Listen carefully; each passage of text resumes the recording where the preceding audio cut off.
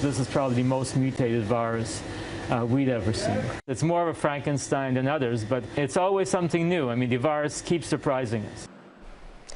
Tonight, the World Health Organization is sounding the alarm about the new Omicron variant. COVID researchers in Africa say so far the virus has mainly affected young people, giving them mild symptoms.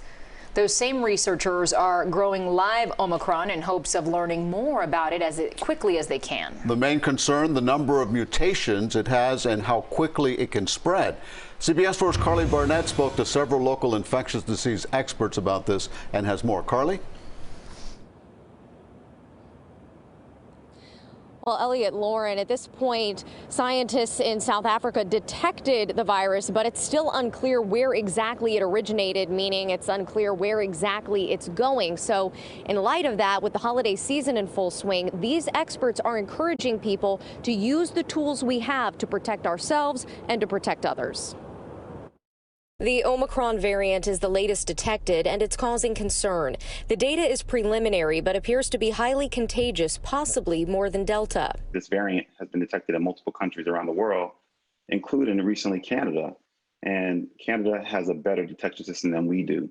So it would be folly not to think that it's already here. Dr. Bernard Ashby, Chief Medical Officer at Comprehensive Vascular Care, says although it hasn't been found in South Florida yet, it doesn't mean it's not a concern to us. He says what people can do is protect themselves with the tools we have now. One is get vaccinated and get a booster if you haven't already done so. And two, have a plan of action to get tested as soon as possible and get treated as soon as possible. The CDC Monday updated its booster recommendation to anyone over the age of 18, 6 months after their second dose or 2 months after their single dose of Johnson & Johnson. If you're wondering if you should wait and see what happens with Omicron, doctors say don't put it off. Waiting to get your booster is a bad idea. And I'll tell you why.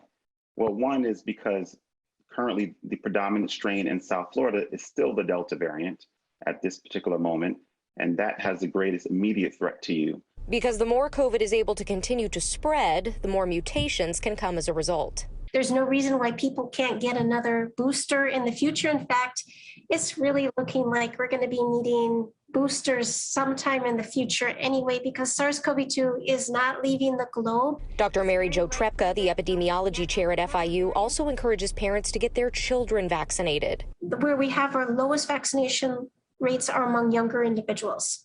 And I think in terms of being able to stay in school, have a normal school year, that it's extremely important for children to be vaccinated. World health officials say Omicron poses a, quote, very high global risk. President Joe Biden putting in travel restrictions, banning travelers from South Africa and 7 other countries. This variant is a cause for concern, not a cause for panic. The president also saying he did not think shutdowns or lockdowns would be necessary, but the health experts we spoke with say it's just too soon to make predictions.